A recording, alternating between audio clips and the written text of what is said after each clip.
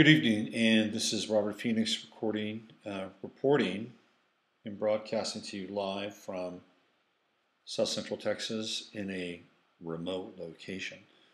How is everybody this evening? This is the 8th of October, and I'm going to try to go without the glasses here. How does that look? Does that look okay?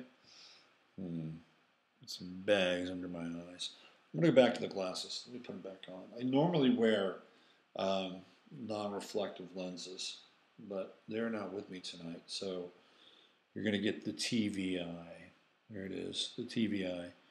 And unfortunately, I don't have my mic set up tonight because I am on the road. But we're going to do our best to get through, and I'm going to basically burn for about an hour tonight. And we're under the Gemini moon right now. So we're going to be starting the week with the Gemini moon. God, it's so distracting with these glasses. All right, I'm going to take the glasses off. So I'm just going to bear down and give you the eyes with the bags under them. It's okay. But when I go to the charts, I'm probably going to have to go with the glasses. So we're under the Gemini moon tonight, and it's a really good astrological aspect to talk about duality and duplicity and having kind of multiple threads of reality happening simultaneously, because that's the world we're living in right now. God, I can't even look at myself. I gotta put these glasses back on. Sorry. I apologize for the glare. Okay. So what I want to do is I want to get into what happened last week. We took last night off, or last week off. I was totally out of it. I was really exhausted. And I went to bed actually pretty early. And then I woke up in the morning and I had found out that, just like most other people, that we had this event in Las Vegas. And we've been scrambling for the last week, really trying to piece things together.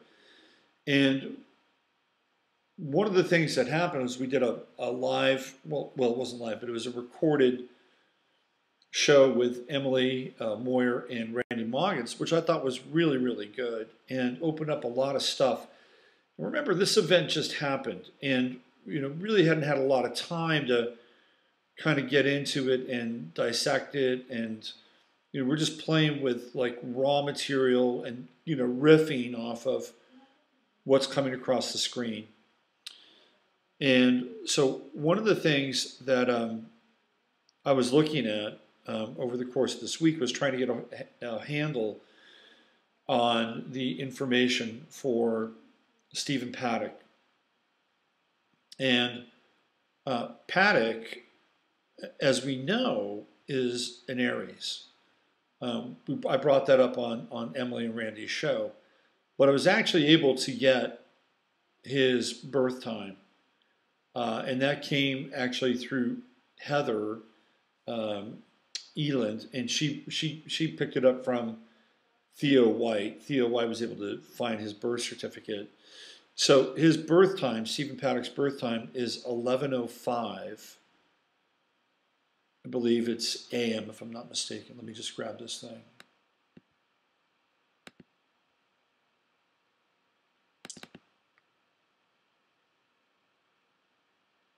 Yeah, it's 11:05 AM.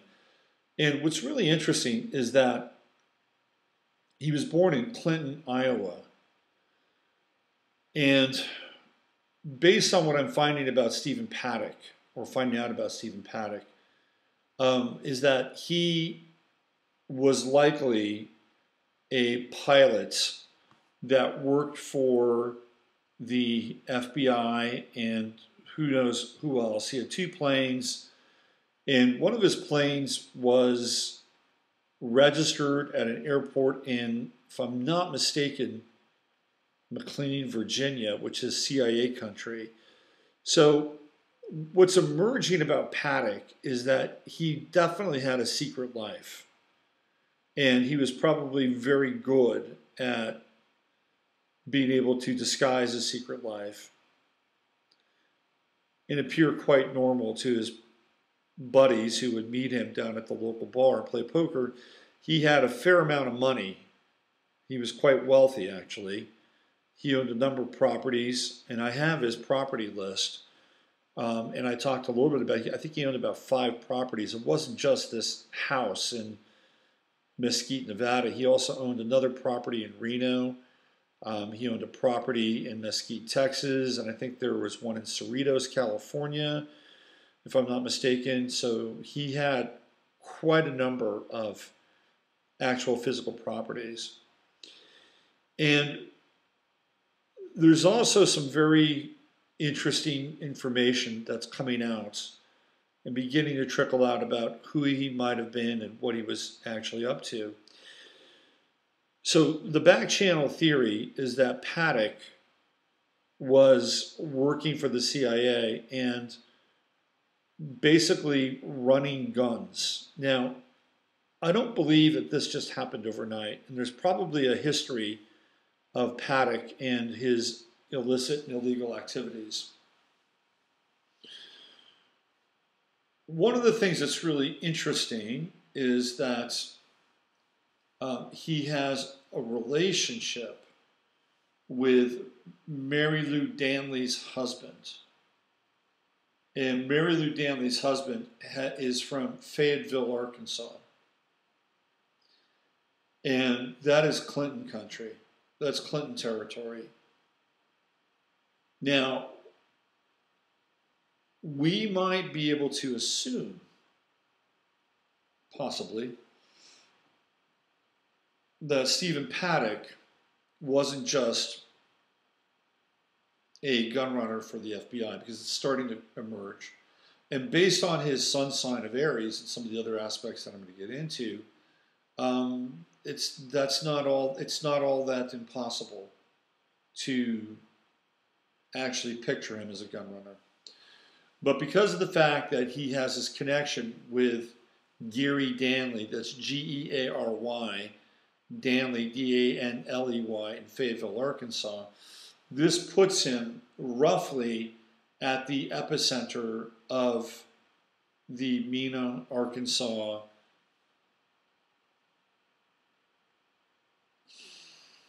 I don't know, what would you call it? Ground zero. Now, if some of you are not familiar with Mena, Arkansas was the landing strip that planes would fly out of and into Central America, usually Nicaragua or Panama, and they would bring guns into Central America. And then what they would bring back was huge amounts of cocaine, which would then be funneled through the CIA and would be part of the black budget operation that was uncovered by Gary Webb. And Gary Webb details all of this in his book, Dark Alliance.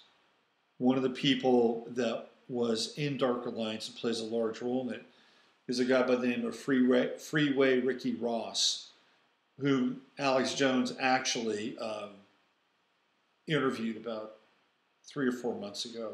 It was a strange interview, but Ricky Ross was the point of contact for the CIA and cocaine in this country, a large part of it.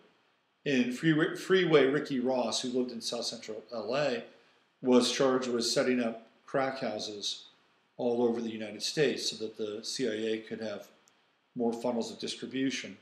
So there's a very good chance that our friend here, Stephen Paddock, through the connection with Gary Danley, who's a resident in Fayetteville, Arkansas, with whom they shared a common woman, Mary Lou Danley, the Filipino woman. So there's a very strong chance that Stephen Paddock didn't just pop out of the ground like a mushroom and was then sourced by the FBI. Being 64 years of age, we could easily go back to the 1990s. If we go back to 1997, which is when the majority of this, cocaine coming from South America through Central America was coming through, we just shave off 20 years of Stephen Paddock's life, which makes him 44 years old, and puts him really kind of in the prime of his game. Now, remember, the movie Made in America just came out, and that's with Tom Cruise playing the role of Barry Seal. And Barry Seal was a guy. He wasn't just the guy, okay? He was a guy that brought cocaine up from Central America. That was his gig. And he actually wrote a tell-all about it, and the Clintons are up to their eyeballs in this stuff. And it's just really interesting. And it's one of these things that is kind of that a synchro mystic kind of tell that Stephen Paddock was born in Clinton, Iowa. Now, is that really just a coincidence? Possibly. But from a realm of synchromysticism, perhaps there's a lot more involved there. I'm just throwing it out there. So I've got the chart of Stephen Paddock. And what I want to do is I just want to just get into this, and because it's really and I've got a few other charts lined up if we want to play with some charts tonight. So what I want to do is I want to bring up a picture of him right now. So I'm going to add an image, and we're going to bring this up here.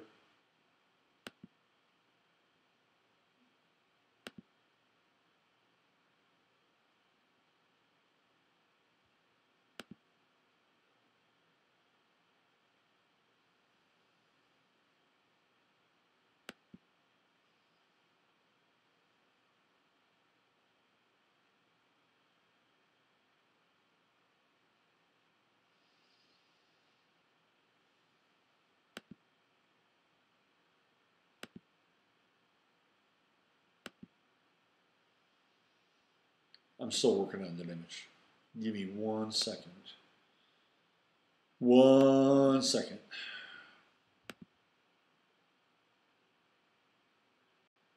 Here we go.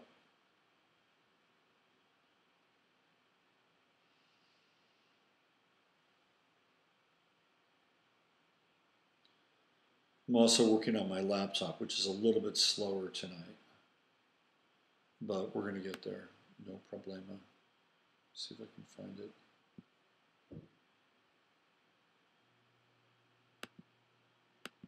Here we go. All right, so here's Stephen Paddock.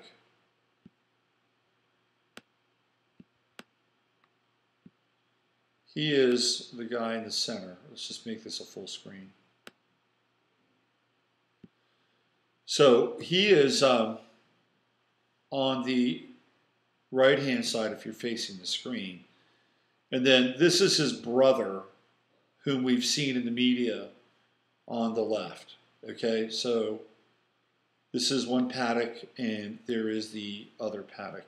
All right, I don't know when this picture is from, but there aren't a lot of pictures of Stephen Paddock. But we do know the brother. We do know that the brother looks like that. And there are the Powder Puff Girls in the background. Very strange picture. Okay, here we go. So I'm going to bring in his chart now. And we're going to do our best to decipher his chart.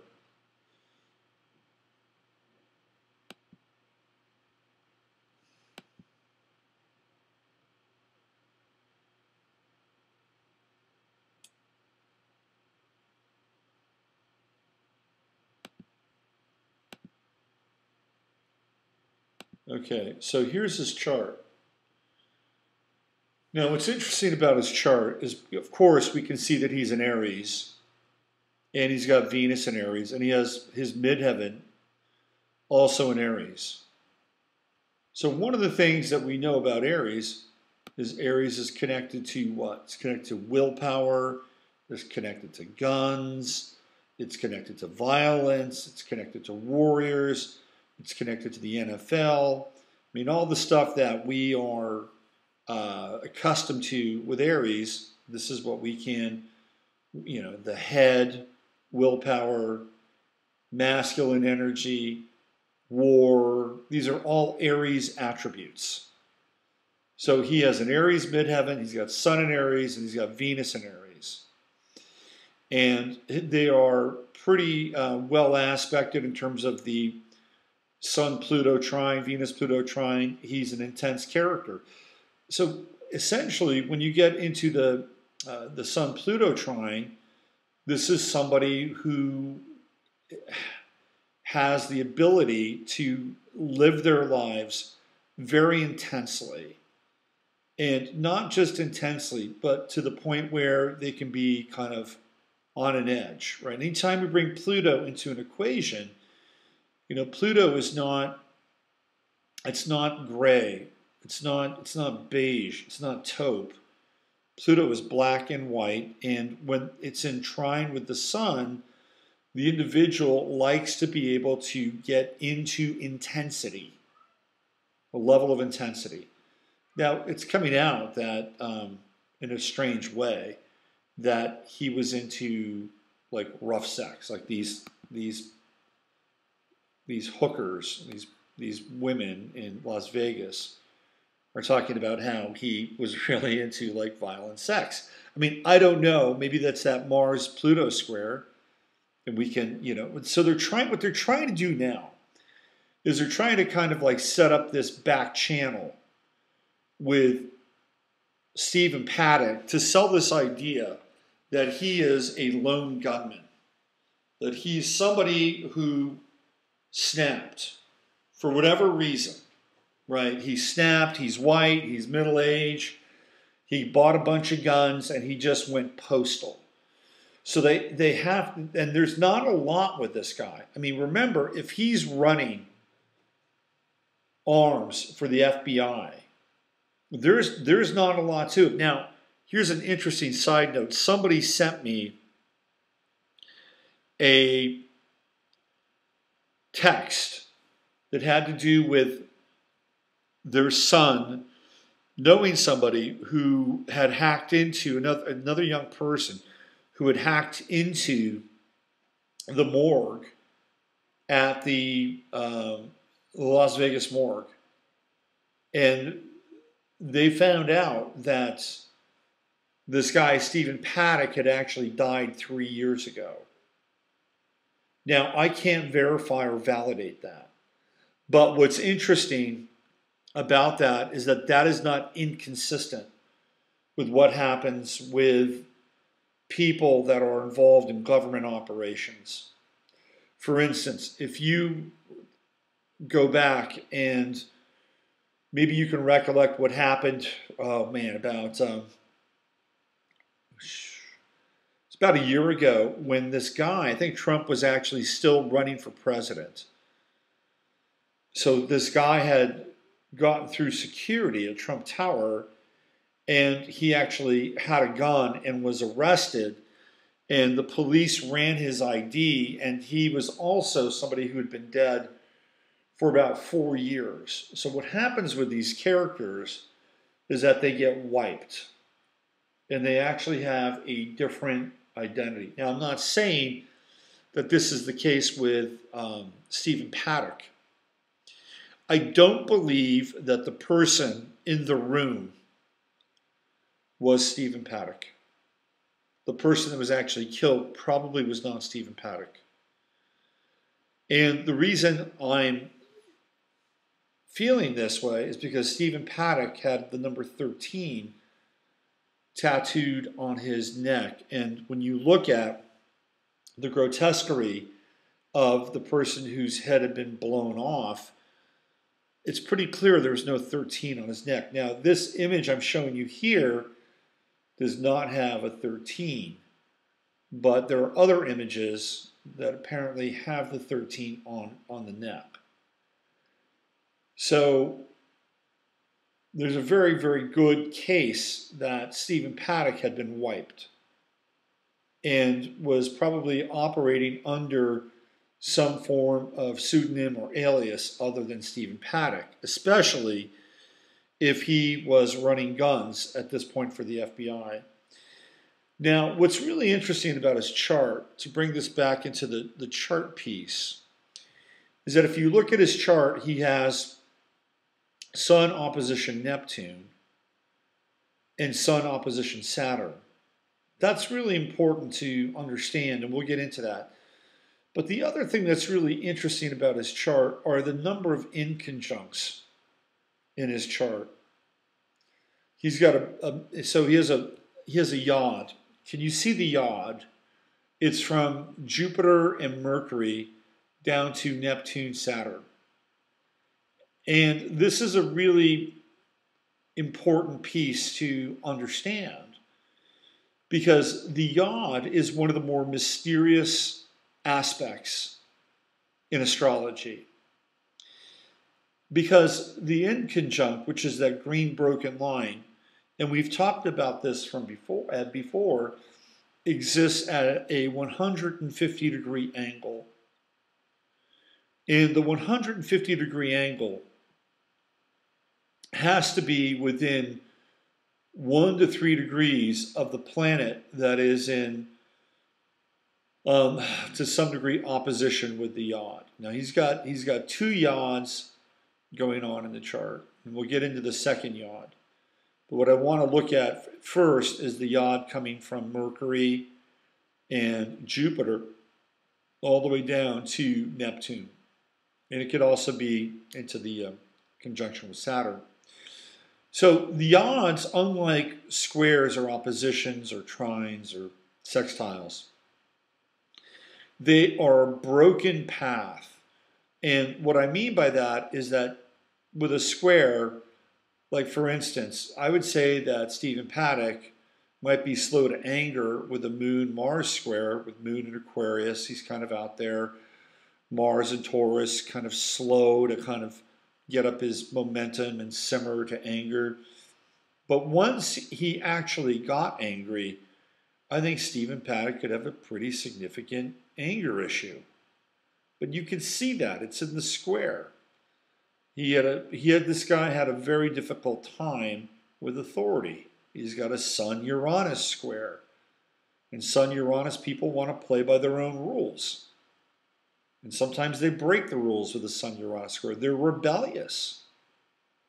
And there it is. It's in the chart. And based on what we know about his life, clearly there is some rebelliousness and kind of a radical nature to Stephen Paddock, even to the point where it's believed that he may have converted to Islam, since ISIS has apparently ISIS Weekly, which is some kind of publication that they print out, and they listed Paddock as one of their convertees. Now, you're going to get some of this from the FBI.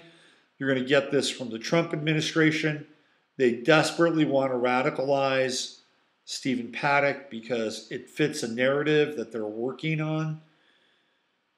Stephen Paddock probably was not a converted Muslim. He might have had to convert to Islam because he was taking quite a few cruises with Mary Lou Danley, who was his girlfriend. And they were cruising all over the world and spending a fair amount of time in places like Dubai and the United Arab Emirates, because this is where the ships would port in the Middle East. So what Paddock is accused of, not in the mainstream media, but as it's beginning to foment in the alternative media, is that he was a gun runner for the FBI and that he was involved in some kind of fast and furious deal domestically, and it was going down in Las Vegas. Now, whether or not he was actually there, I can't vouch for. I'm not sure this guy is dead. I'm also saying that I'm not sure he isn't dead either. I mean, there's just too many anomalies here to factor into Stephen Paddock's life and afterlife, so to speak.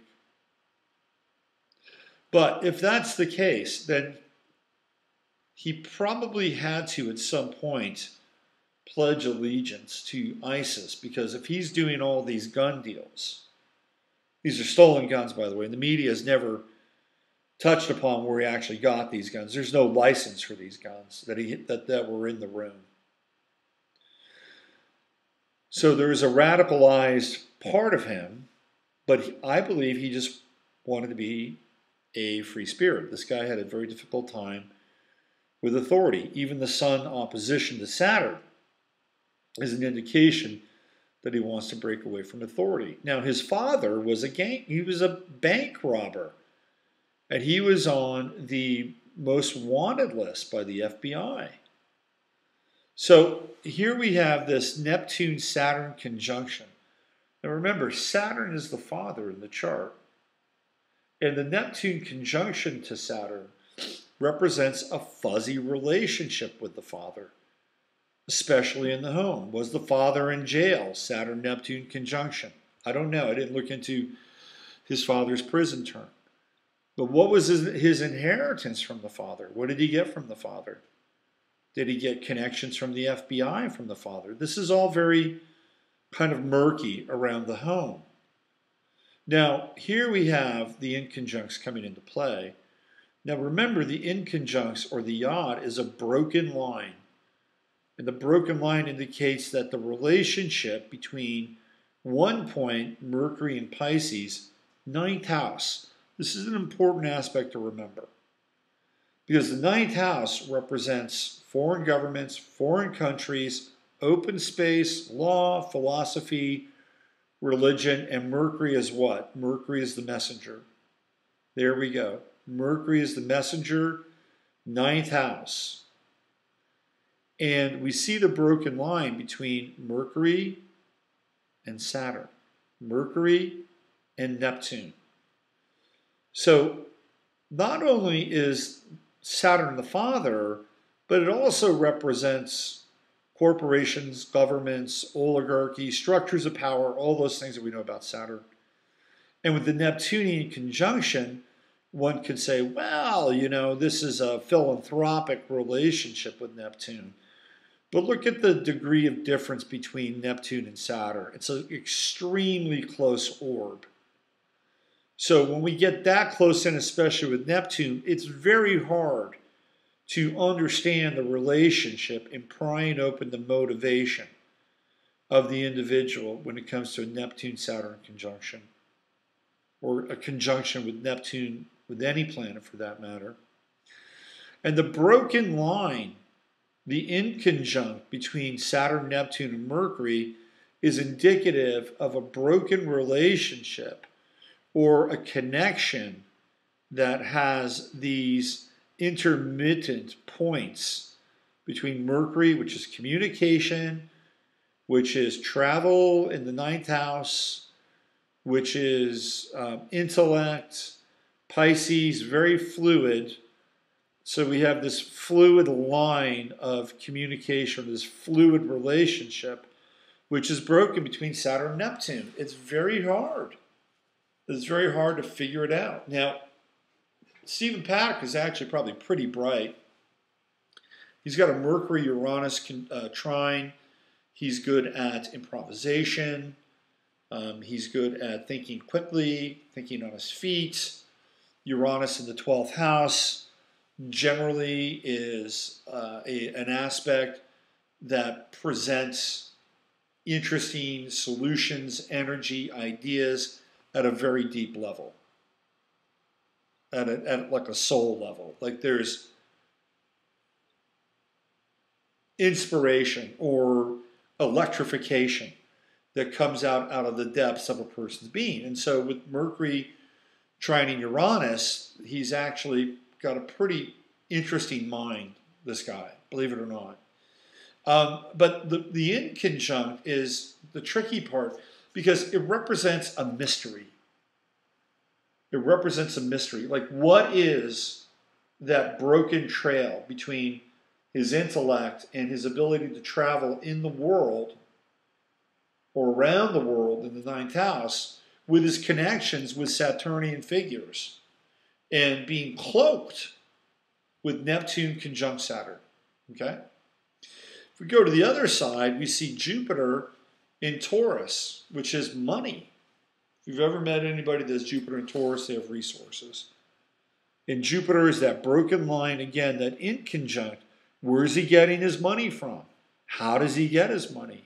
His Jupiter is unlike Mercury, which at the very least has a sextile to Jupiter, and Jupiter has the sextile to Mercury, which again increases his intellect, his ability to think, communicate. And then he's got the square from Jupiter to Pluto and the square from Jupiter to the moon. Jupiter-Pluto squares, especially Pluto and Leo, can be indicative of gambling and taking risks. Because that's what Jupiter does, right? It expands everything. So if it's in Taurus, which is money and resources, squaring Pluto, which is resources in general, period, second house, Leo, this guy's a risk taker.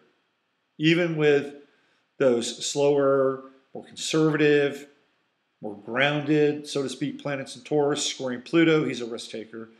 But the inconjunct with Jupiter is, how does he get paid? How does he get paid from Saturn, Neptune?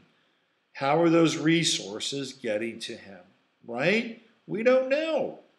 We don't know how those resources are getting from him. But what we do know is that Chiron, transiting Chiron, has been on his Mercury.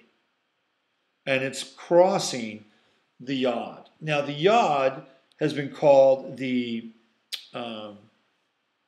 finger of fate, right? Or the finger of God, God's finger. Because everything is pointed down towards those two planets that are at the end of the Yod, which would be Neptune and Saturn. But when we have a planet that crosses a point of the Yod, and this has happened recently, Jupiter had just been on his natal Saturn, which is going to activate the Yod. Chiron, transiting Chiron, has been on his natal Mercury. So he had these 2 points of the Yod being activated.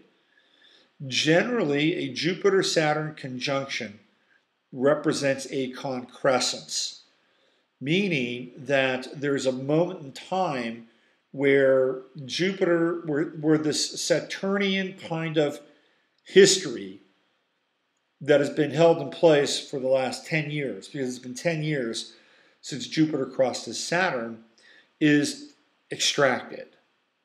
Meaning that there is a peak in the cycle, and what was good fortune 10 years ago comes around, and there is, I wouldn't say there's a debt to be paid, but it is the culmination of the fortune that was set in place the last time Jupiter was transiting that part of the chart. So perhaps this was a time where literally his luck would run out, if that were the case.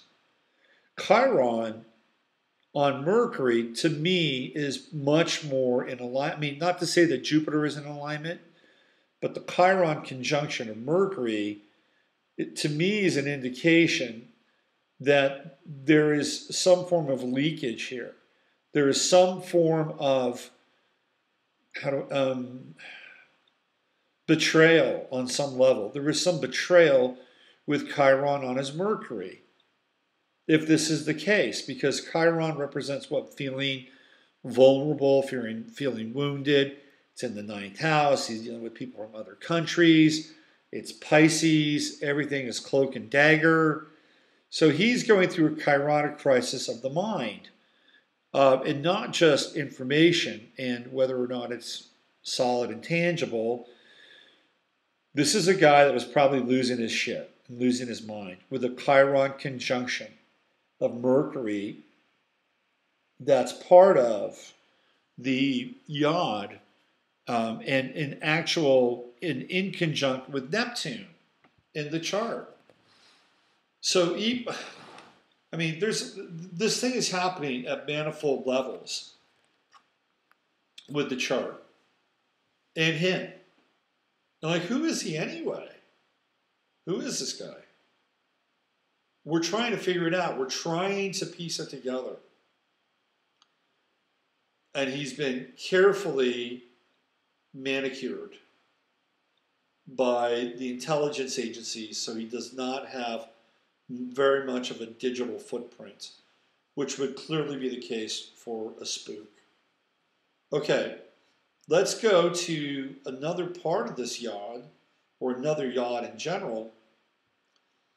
If you look at where Saturn is in his chart, or rather Neptune, and then you go to the sextile with Neptune Pluto, he's got another yod going to Mercury.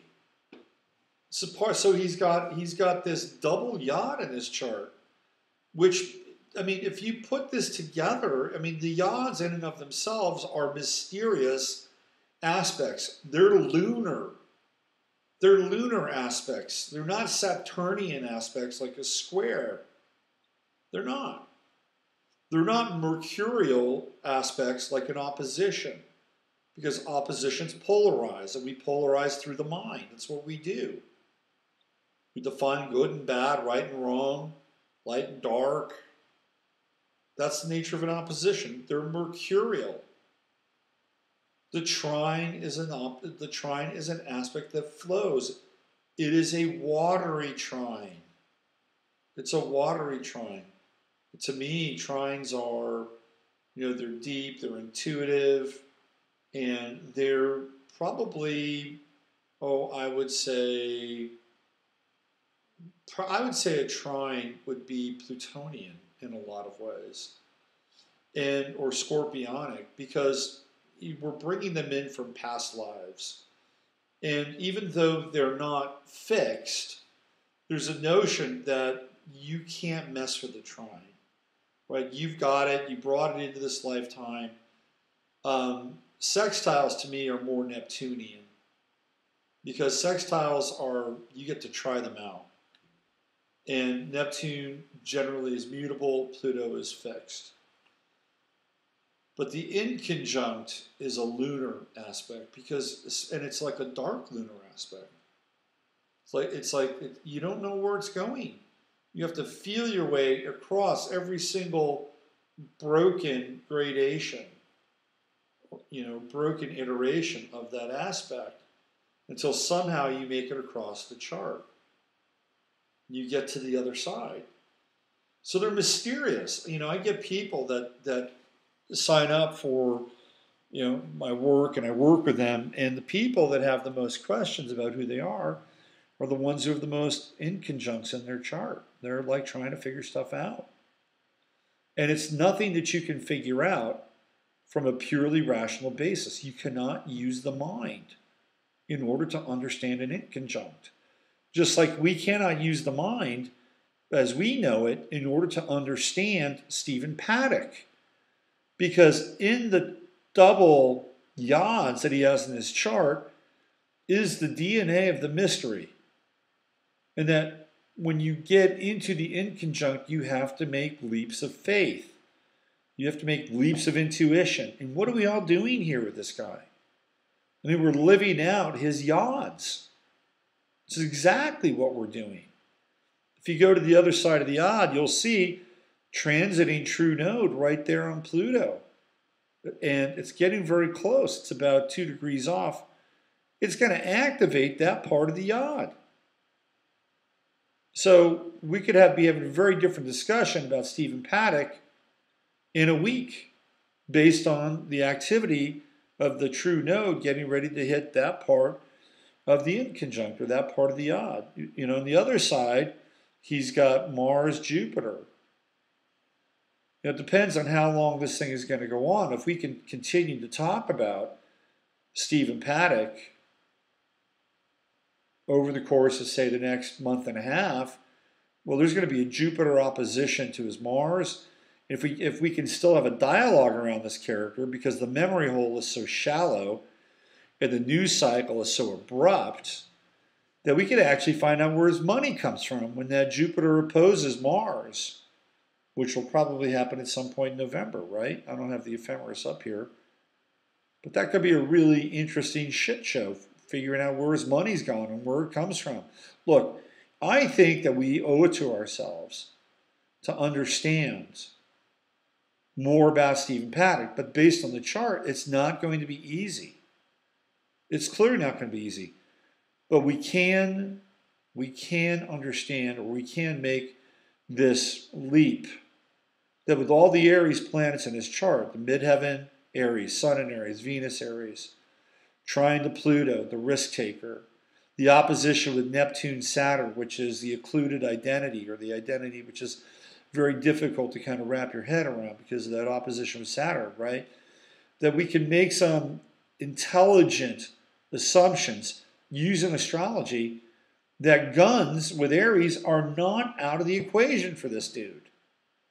And at the time, Uranus was in conjunction, transiting Uranus is in conjunction with his natal Venus, which is his relationship with guns, Aries, radically disrupted through Uranus. Now remember, his moon is also in Aquarius, and his moon was conjunct the moon the night last week, the 7th of, it was the 7th, it was 1st of October. He had a lunar conjunction, moon-moon conjunction. It's also quite interesting. Now, Pluto is going to come up on his Chiron fairly soon. That'll happen at the beginning of next year. Again, if we're still talking about this guy, and Pluto's on his Chiron, that could be some very interesting vulnerability that people inside of these Capricornian institutions might feel around their relationship with Stephen Paddock. Now, already the FBI is trying to get people to change their story about how many shooters were on the ground versus him being a lone shooter. The LVPD, those guys are being harassed by the FBI because the FBI knows that they know certain things. So there's a real power struggle going on right now between the feds and the local police department. It's going to be very interesting to see how this plays out. Because remember also, Aries represents the police. And what does he have in his opposition? The opposition is Neptune, Saturn, which is this very fuzzy relationship, this occluded relationship with Saturnian forces and authority. And he's got the square to Uranus in his chart with Saturn. It's a very wide square. It's more like Neptune square. Anyway, this is a complicated character, especially with all these inconjuncts.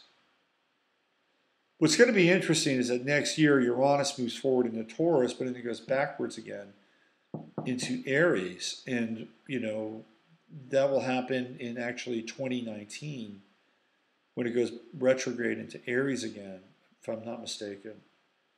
I'll have to look that up. Shoot, but I don't want to slow the stream down. But anyway, the retrograde motion with Uranus on his Venus, he's already got Venus retrograde in his chart, could be quite revelatory, meaning that we could get more information from this event. And even with Chiron transiting his midheaven, which will take place in April of next year, that could also be quite revealing in some ways. A very interesting chart. He's got the mystic rectangle. He's got the T-square. He's got a bad temper. Once his temper blows, he even looks like an Aries. I mean, look at his head. Aries men generally tend to lose their hair fairly early in life. Not all of them, but it's a theme in certainly Aries rising men tend to lose their hair a bit earlier than others as well. Okay, so that's his chart. And we have to take into consideration the inconjuncts, which are very important, very, very important, with understanding the mystery of who this guy is. The inconjuncts themselves are part of the puzzle. I would say if you want to peel the layers back, look at Mary Lou Danley, because he's got Chiron on the 7th house cusp, which is the key to his 7th house. and the Neptune-Saturn conjunction in Libra partnership, that she has some of the keys to Stephen Paddock. Too bad Jupiter's moved on. Well, we've got the Sun coming up here pretty soon. Transiting Sun is at 14. So in 8 days, the Sun is going to conjunct his Neptune and Saturn. That'll be interesting. If we don't have another false flag event by then, we might know a lot more about him as the Sun begins to conjunct his Neptune, Saturn, his family, his roots, his father, and maybe even his relationship with Mary Lou Danley. This guy he was a pilot, he was a runner, he was mixed up in clandestine affairs. That's what it's beginning to look like this. And the guy who talked to him who was his neighbor, talked to Michael Savage, he didn't know him. Did not know him. Okay. So here's what I want to do now. Let's see. Let me put this up here.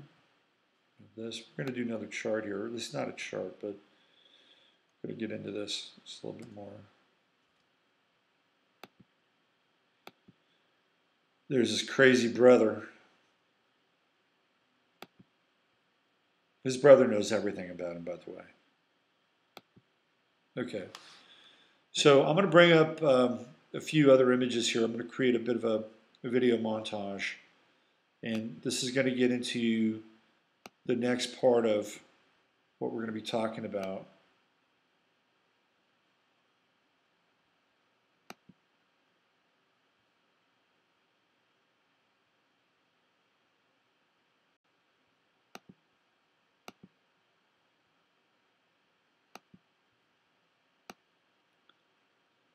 That's Jason Aldean.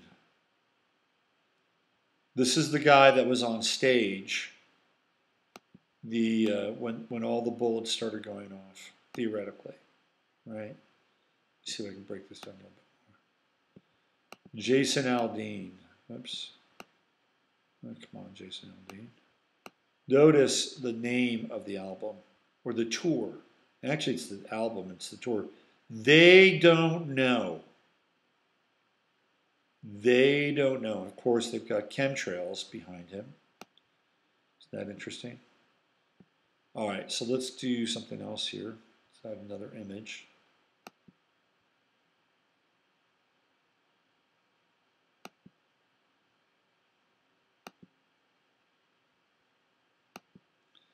They don't know. What do you know, Jason?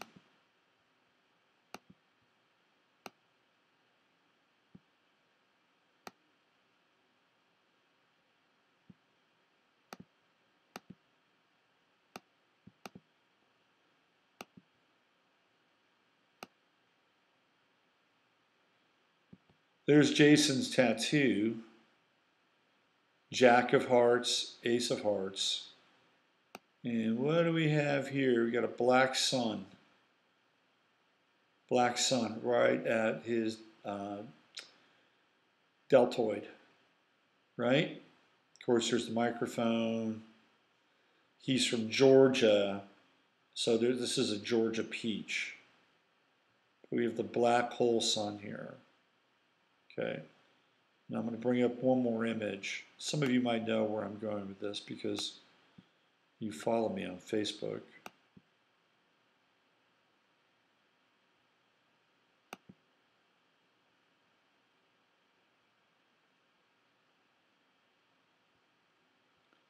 Here we go.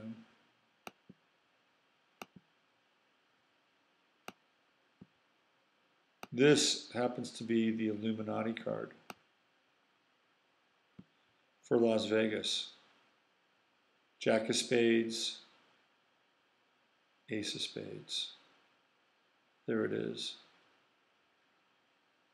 Las Vegas, Viva Las Vegas. Of course, Jason Aldean on stage in Las Vegas. Now, one could make the assumption that this tattoo has nothing to do with the Illuminati card, which is probably the case, but perhaps not.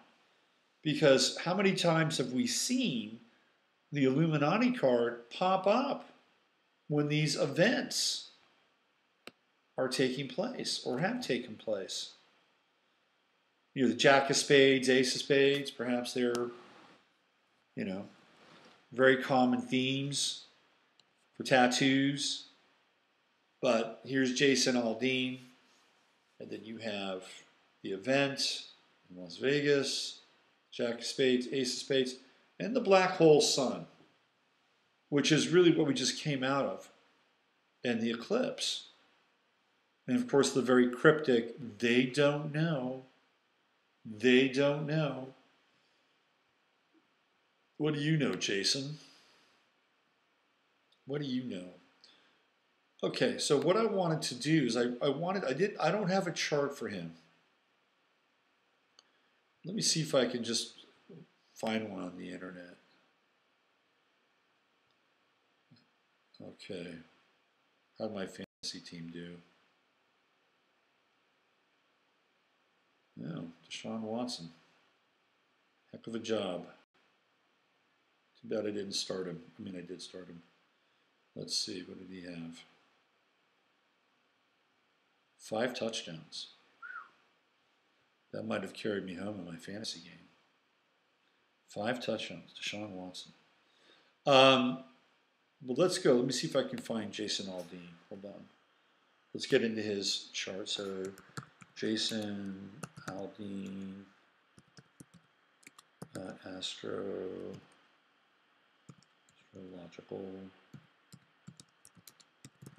Astro theme has a lot of charts, but they don't always have the. Let's see. Yeah, here's Astro theme. Okay, so we know Aldean is a Pisces, correct? Yes. We don't have the time of his birth, but I'm going to get into his stuff, as they say. What really struck me about Jason Aldean's chart was the fact that he has Venus at 20 degrees Aries. Venus at 20 degrees Aries. And he has Chiron at 25 Pisces. Hold on, so no, that's not him. Hold on. This is Chiron. Give me that key. Oh God. Okay, I gotta check another chart. Give me one more second here. Because I know where his Chiron is. It's not in Pisces.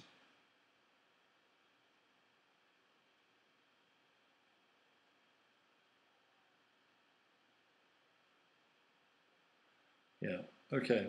So his Chiron is at 28 Aries. And his Venus is at 20 Aries. Okay, 20 Aries. So let me just go back into Stephen Paddock's chart quickly. Stephen Paddock's sun is at 19 Aries. So Jason Aldean's Venus is conjunct Stephen Paddock's sun and Stephen Paddock's Venus. Now, from an astrological perspective, these two were totally linked.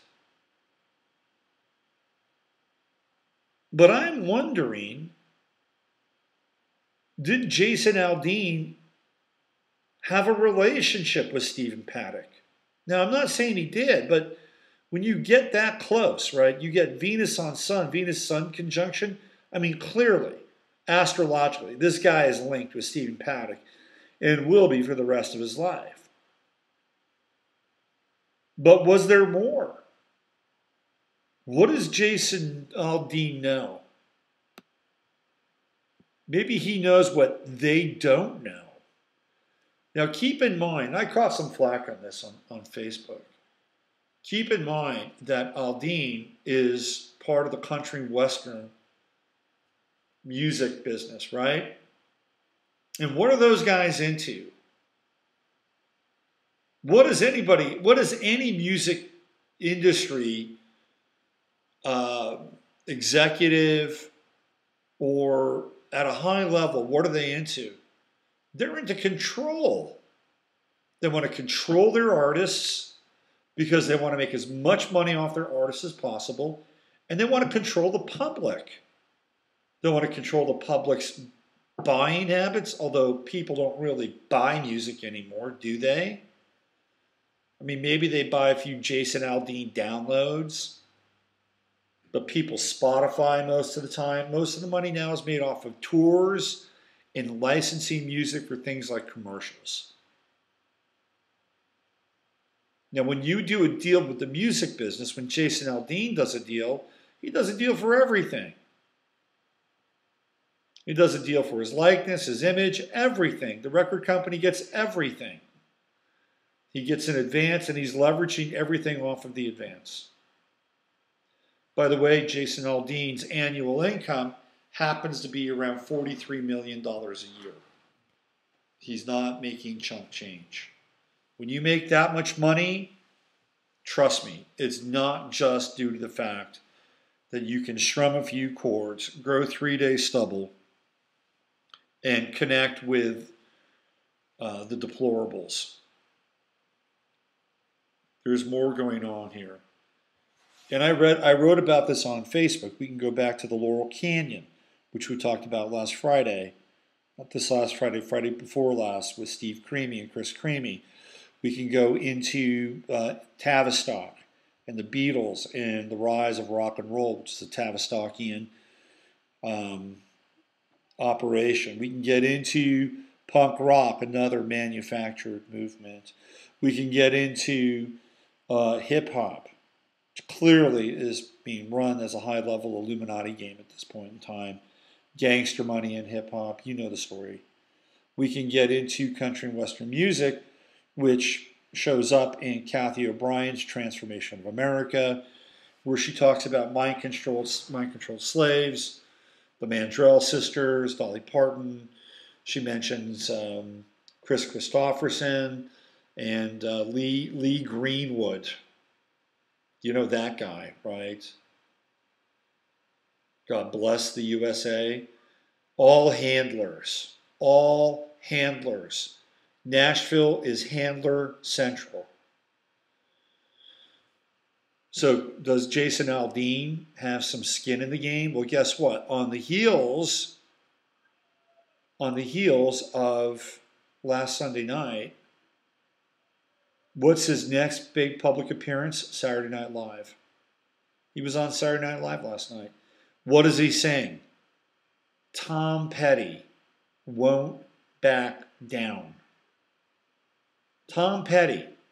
And we've gone over the fact that Tom Petty might very well have been a sacrifice for this whole thing on some level, right? Because it's not just a gun deal gone bad. I mean, there's a lot more at stake here, right? There's a lot more at stake. There's security, backscatters, privacy. I mean, all the stuff that, we take for granted.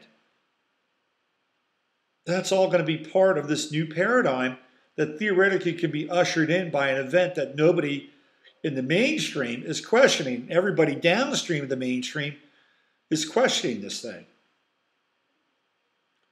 Now, Google and YouTube, especially YouTube, have screwed up the algorithms because there are hundreds and hundreds of videos that people have put up with their phones.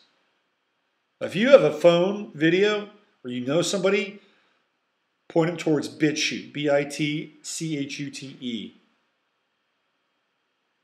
and put up the videos there because YouTube is scrambling the algorithms. You can't find the stuff now. It's getting harder to find. So Jason Aldean, again, from an astrological perspective, what I found was really interesting is that he has this Chiron at 28 Aries. 28 Aries. And Uranus is on Chiron and was on Chiron at the time he started to sing in Las Vegas. So one of the things that Aldean does is he, first of all, it's clear that he's lip syncing because as he runs off the stage, the music continues to play. Now, then he runs behind a speaker. He doesn't say anything in the microphone. He doesn't say, hey, ladies and gentlemen, it sounds like there's gunshots. Please get down, get down, get down. I mean, you know, in retrospect, it looks kind of cowardly, doesn't it? I mean, all he does is he goes and runs behind a speaker. I mean, in retrospect, this does not exhibit the traits and qualities of masculinity in some ways that we are, you know, trying to evolve and champion.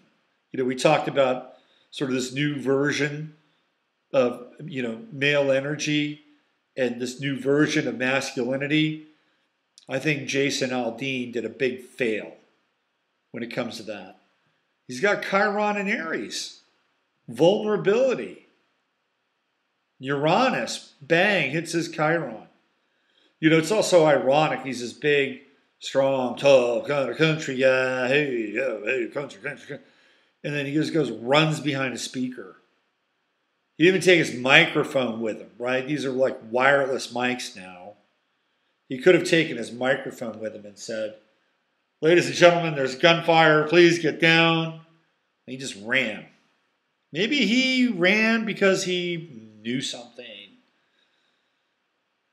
Now, what will be interesting, because this is sort of the new media that's springing out of this event, is if he comes out and becomes an anti-gun advocate, which is already taking place in the country and Western music world.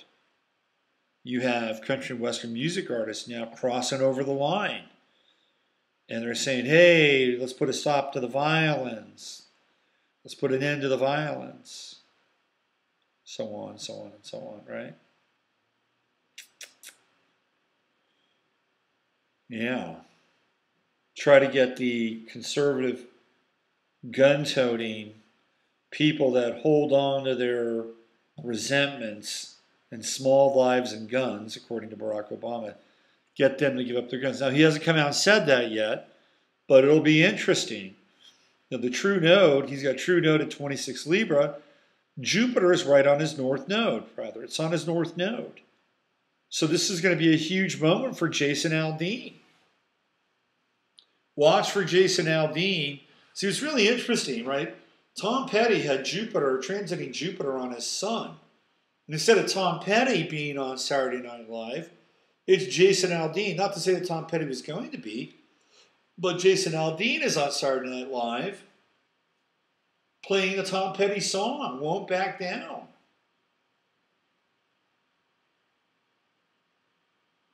The whole thing is quite weird, to be very honest with you. Now, that transiting true node is going to hit Saturn, and he's got Saturn in Leo at 11 degrees. So it's going to hit his Saturn when? That's going to be like September of 2018. He's going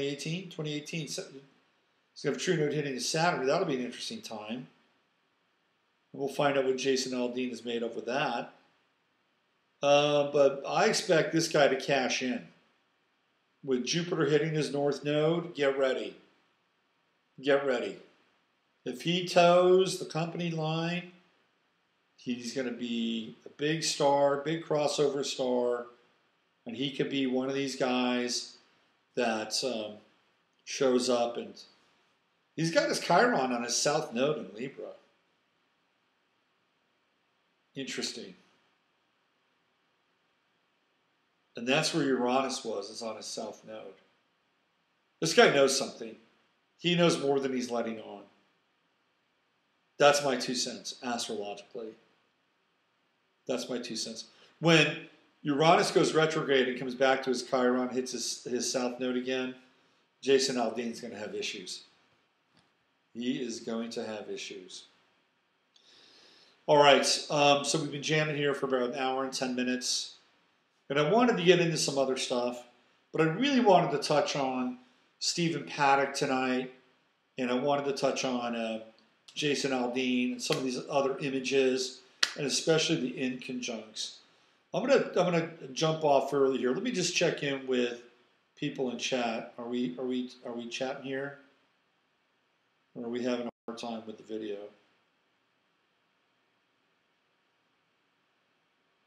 Seems like got it. Stephen R. Jew hoax. There's 100 guys like him in every town in America. You need to wonder why only certain people get to push.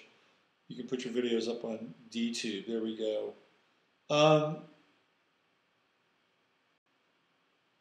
Let's see what we got here. What else? He's dead. He probably has all the time in the world. When did Sunday learn? So I don't think he's been dead for. I don't think he's been legally. I think he's been legally dead. I think he's been wiped. This is what. Yes. Yeah, I think Jerry. I think he was wiped. So there is a birth certificate for this guy. I'm not sure he's in Vegas, but I think he was wiped. Yeah.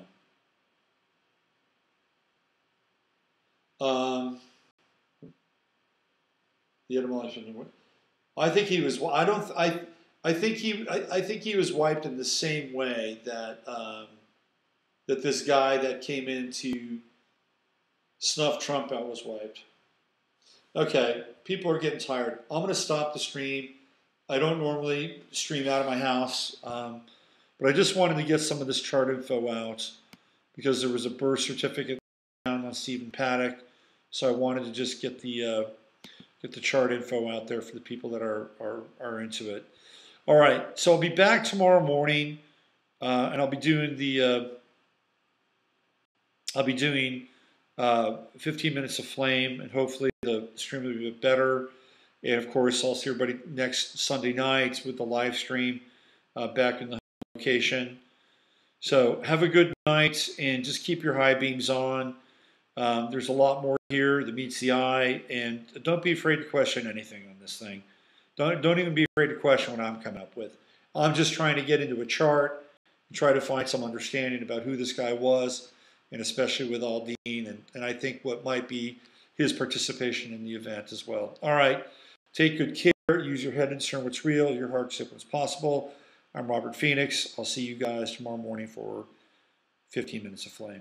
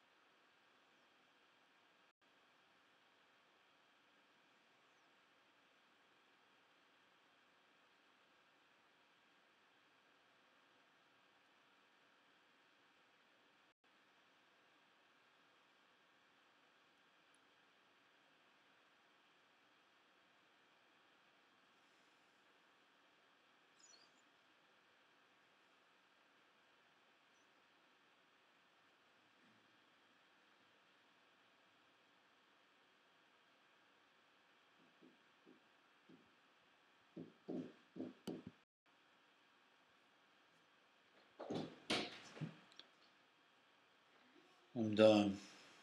How are you? Good. Good.